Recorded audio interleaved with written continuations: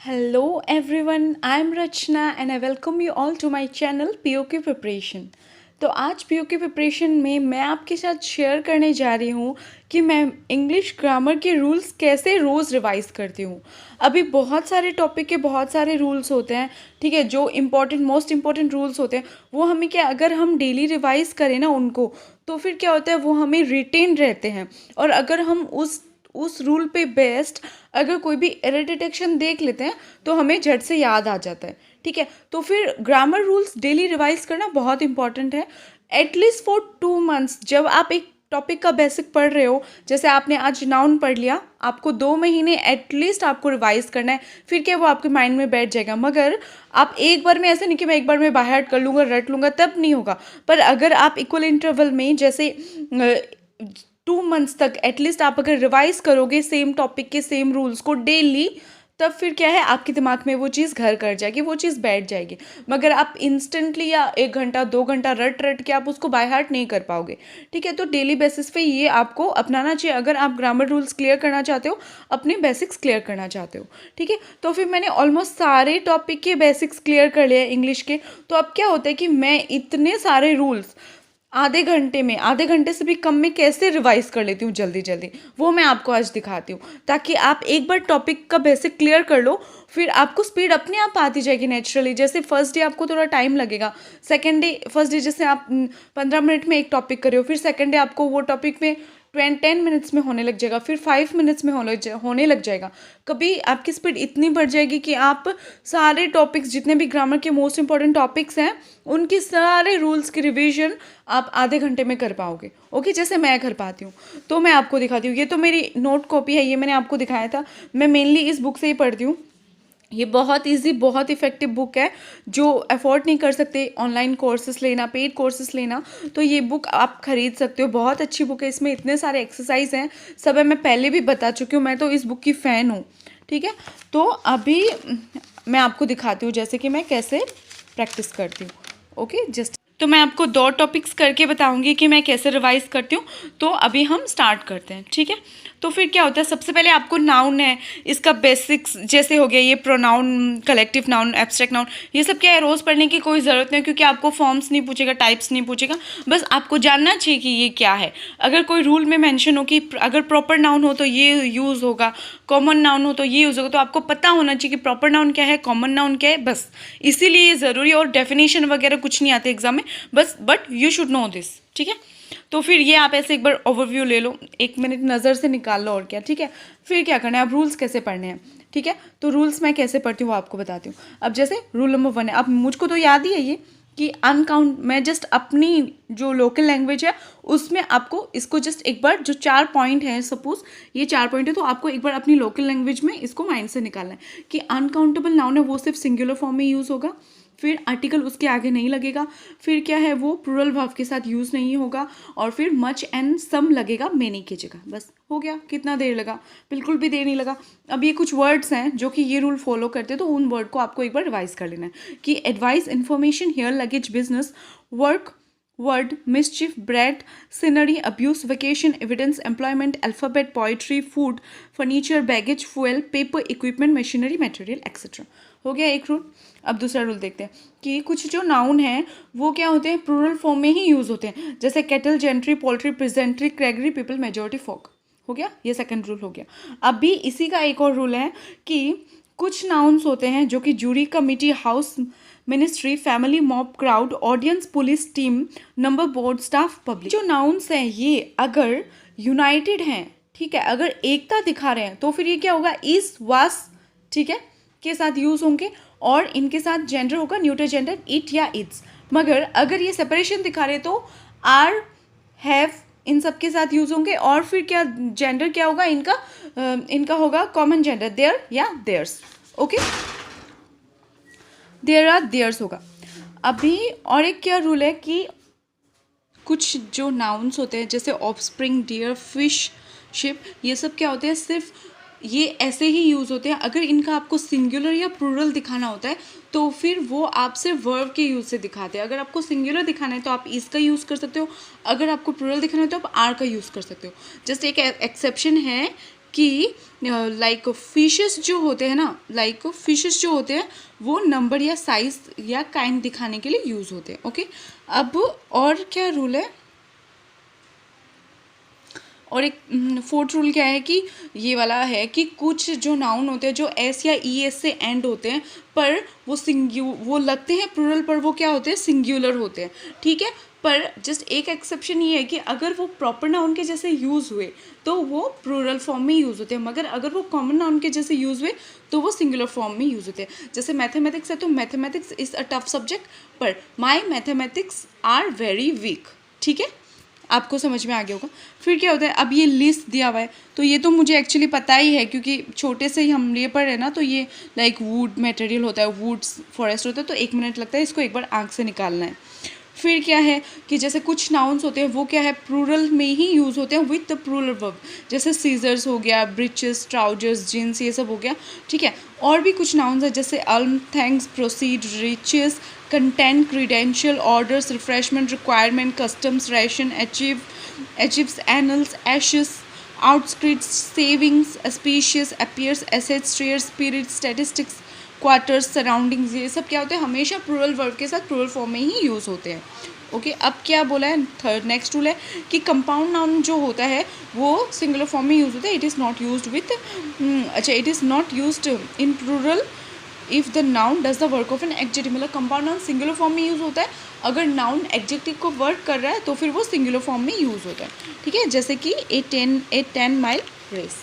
Okay, अब next क्या था कि noun expressing number are singular with numerical adjective, मतलब न्यूमेरिकल एडजेक्टिव के साथ जो नाउन नंबर्स एक्सप्रेस करते हैं वो सिंगुलर में यूज़ होते हैं। फिर एपोस्ट्रोफियस का तो बहुत ईजी है कि एपोस्ट्रोफियस क्या होता है, ये मेरा थोड़ा सा पेज फट गया, आप लोग प्लीज़ कमेंट मत करना गलती से। तो फिर क्या होता है एपोस्ट्रोफियस, क्या होता है कि वो हमेशा लिविंग थिंग के साथ एपोस्ट्रोफियस यूज़ होता है।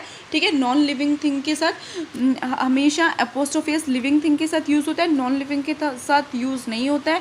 पर अगर पर्सोनिफिकेशन हो रही है, मतलब कि कोई भी नॉन लिविंग थिंग को लिविंग के साथ कंपेयर करके लिविंग की तरह ट्रीट किया जा रहा है, तब फिर एपोस्ट्रोफियस यूज़ होता है। जैसे नेचर्स लव होता है ना, फिर या फिर जैसे नेचर्स लैप होता है तो वो नेचर को माँ की लैप की तरह यूज़ किया गया तो उसको पर्सोनिफाई करके नेचर्स लैप हो जाता है। मगर अगर हमको बोलना है कि चेयर्स लेग, ठीक है, चेयर्स लेग नहीं होगा, क्या होगा, the leg of the chair. Would table नहीं होगा, the wood of the table होगा। ठीक है, एपोस्ट्रोफियस का ये फंडा है। फिर जैसे ये रूल है कि अगर 2 एडजेक्टिव हैं और क्वालिफाई करें सेम नाउन को, ठीक है, तो फिर क्या उनको प्लूरल कंसिडर करके प्लूरल वर्ब के साथ यूज़ होता है। देखिए कितना कम टाइम लगा, बस आपको आप अगर रोज़ ये पढ़ोगे तो बहुत कम टाइम लगेगा, इससे भी कम टाइम लगेगा। मैं तो आपको समझा रही हूँ ना, इसलिए ज़्यादा टाइम लग रहा है। फिर नाउन जो प्रीपोजिशन के बाद यूज़ होते हैं वो सिंगुलर फॉर्म में यूज़ होते हैं। जो फ्रैक्शन होते हैं वो जैसे कि अगर पहले प्लूरल है तो फ्रैक्शंस वाला प्लूरल होगा, अगर पहले सिंगुलर है तो फ्रैक्शन वाला सिंगुलर होगा। जैसे क्या है, देखो ए 1.5 years आर वेस्टेड, ईयर्स है तो आर हो गया। ठीक है, 1.5 hours, आवर्स है तो आर हो गया, मगर 1.5 year है तो फिर इज वेस्टेड होगा। ठीक है, फिर हो गया नाउन। देखो कितना इजीली हो गया। एक्सरसाइज तो आप करते रहो, ऑनलाइन मटेरियल्स बहुत सारे, तो रोज़ थोड़ा प्रैक्टिस करो ग्रामर को। ठीक है, ग्रामर ठीक होगा ना तभी आपका इंग्लिश इम्प्रूव हो पाएगा। अब प्रोनाउन का रूल्स भी करके दिखा देती हूँ। प्रोनाउन का क्या है, ये जो टाइप्स हैं ये सब आपको जस्ट एक बार माइंड से निकालने कि कौन सा प्रोनाउन क्या है बस, और इनका कोई यूज़ नहीं है, इंपॉर्टेंस नहीं है, क्योंकि एग्जाम में तो डिस्क्रिप्टिव क्वेश्चंस नहीं आ रहे हैं ना, आपको जस्ट कंसेप्चुअल क्वेश्चंस पूछे जाएंगे। अब देखो सबसे पहले रूल क्या है कि अगर सब्जेक्ट है जो वर्ब का वो ही एक्शन का रिसीवर है तो फिर क्या बोलते हैं, action is said to be reflected, और फिर उसको रिफ्लेक्सिवली यूज़ होता है।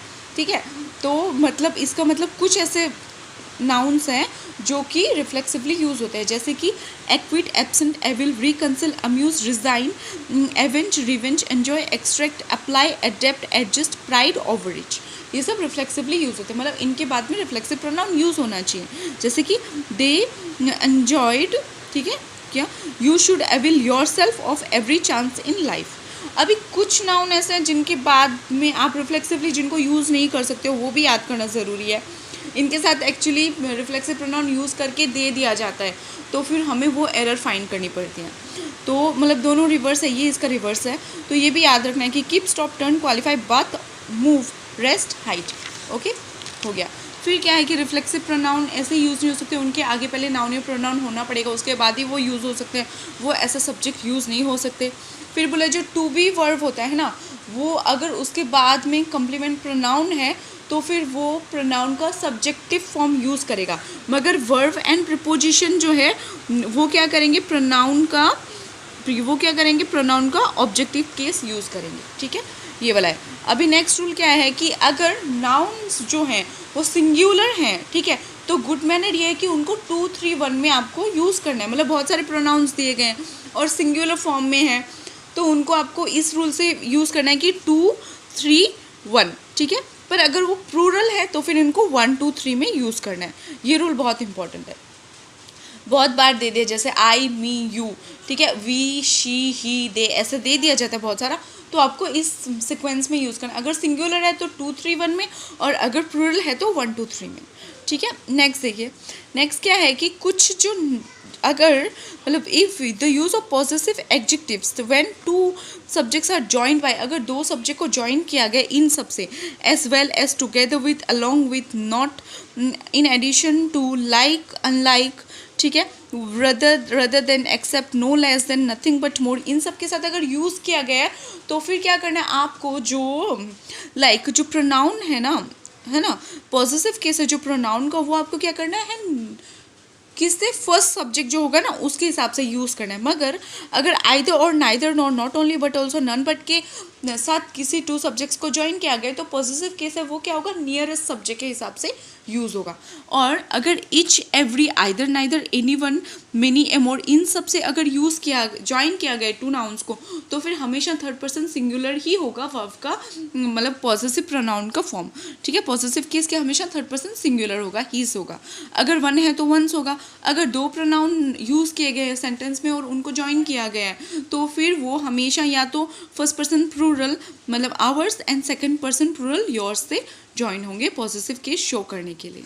ठीक है, ये सब एग्जांपल्स दिए हैं, तो इतना रोज़ रोज़ पढ़ने का इनको ज़रूरत है, जस्ट एक बार रूल माइंड से निकालने से हो जाएगा। फिर क्या बोला है कि अगर नाउन का पॉसेसिव, कुछ नाउन्स होते हैं जिनके साथ पॉसेसिव केस कभी यूज़ नहीं करना चाहिए, वो सब आपको याद करना ज़रूरी है कि separation, leave, excuse, mention, report, pardon, sight, favour, इनके साथ पॉसेसिव केस कभी भी यूज़ नहीं करना है। ठीक है, जैसे कि your separation is very painful to me नहीं होगा, सेपरेशन फ्रॉम यू होगा, सेपरेशन का पॉसेसिव केस यूज़ नहीं होगा, और इन सब वर्ड्स का भी पॉसेसिव केस यूज़ नहीं होगा। ठीक है, अब क्या बोला है कि आइदर, नाइदर, ईच, अदर, ये सब जो है वो उन्हीं वर्ड्स के आगे होंगे जिन पे वो एम्फेसिस कर रहे हैं, उनसे दूर नहीं होंगे। नेक्स्ट क्या है, ये देखो, ये वाला जो रूल है ना तो बहुत इजी है। मतलब क्वेश्चन टैग आपको जब यूज़ करना है तो देखो, अगर इज़ दिया हुआ है तो इजंट होगा, एम दिया हुआ है तो एमेंट होगा, आर दिया है तो आरंट दिया होगा, हैज़ दिया है तो हैजंट होगा, हैव दिया हुआ है तो हैवंट होगा। ठीक है, जो वर्ब दिया है उसी को आपको क्वेश्चन टैग करके बिठाना है, बहुत ईजी है ये तो। फिर क्या बोला है कि अगर बोथ है क्वेश्चन में तो बोथ को आप क्या किससे फॉलो करना है, एंड से फॉलो करना है, एज वेल एज से फॉलो नहीं करना है। बोथ को कभी भी नेगेटिव फॉर्म में यूज़ नहीं करना है, बस यही है। फिर क्या बोला है कि अगर कभी चॉइस आपको दिया गया है कि ऐसे क्वेश्चन है जिसमें से आपको बहुत सारे में से चूज़ करना है, जैसे who is your favourite ice cream, तो हु नहीं होके विच होगा। अगर आपको चॉइस दी जा रही है तो फिर आप क्या चीज़ का यूज़ करोगे, विच का यूज़ करोगे। एक या दो से ज़्यादा चीज़ों में आपको चूज़ करना है तो आप हमेशा विच का यूज़ करोगे, ठीक है, ना कि हु का यूज़ करोगे।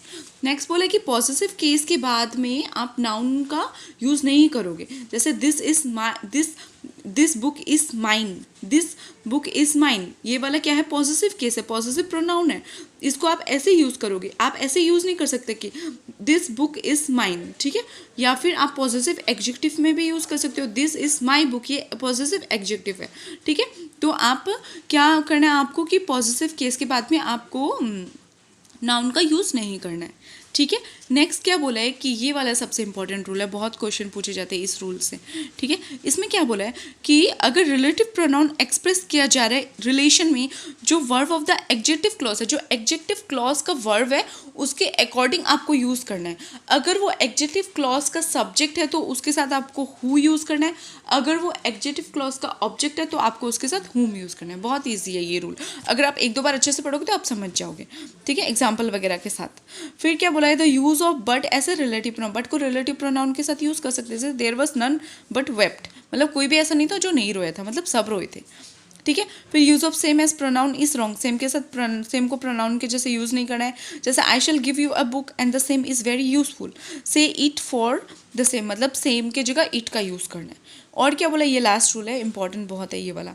What is use without an antecedent and it refers two things only, मतलब एंटेसिडेंट के बिना यूज होता है। एंटेसिडेंट मतलब नाउन या प्रोनाउन जो कि मेन नाउन के पहले होता है, तो व्हाट उसके बिना यूज होता है, और क्या रिफर सिर्फ थिंग्स के लिए यूज होता है, ठीक है, सिर्फ थिंग्स के लिए। जैसे it is incredible what she said, इसके आगे कुछ नहीं ना, तो it is incredible what she said हो गया, ठीक है। तो अब जैसे मैंने नाउन और प्रोनाउन में कैसे रिवाइज करती हूँ वो आपको समझाया है, ऐसे ही मैं एडजेक्टिव, प्रीपोजिशन, वर्ब, एडवर्ब, ठीक है, कंजंक्शन, जो इंपॉर्टेंट टॉपिक्स है वो सब रिवाइज करती हूँ डेली। आधा घंटा 45 मिनट्स लगता है, हो जाता है, आधे घंटे से भी कम लगता है। आप लोगों को 45 मिनट्स लगेगा अगर आप स्टार्ट करोगे तो, पर फिर आप अगर करते जाओगे रोज़ तो आपको अपने आप स्पीड आ जाएगी। तो आई होप आपको अच्छा लगा हो वीडियो और मैं कुछ हेल्प कर पाई हूँ आप लोगों को। अगर आपको डिटेल चाहिए कि रूल्स का मैम डिटेल एनालिसिस दे दो या डिटेल में रूल समझा दो, तो वो भी मैं एक वीडियो बना दूँगी अगर आप बोलोगे तो। ये जस्ट मैंने ऐसे बताया कि उनको मैं पढ़ चुकी हूँ, बेसिक्स क्लियर कर चुकी हूँ, उसके बाद उनको जल्दी जल्दी रिवाइज कैसे करना है, ये जस्ट मैंने आपके साथ शेयर किया इस वीडियो में। तो आपको पसंद आया वीडियो तो आप इसको कर सकते हो लाइक, शेयर कर सकते हो वीडियो को, सब्सक्राइब कर सकते हो मेरे चैनल को, पीओके प्रिपरेशन को। So this is Rachna Pareek signing off from POK preparation. Thank you so much, thanks for watching.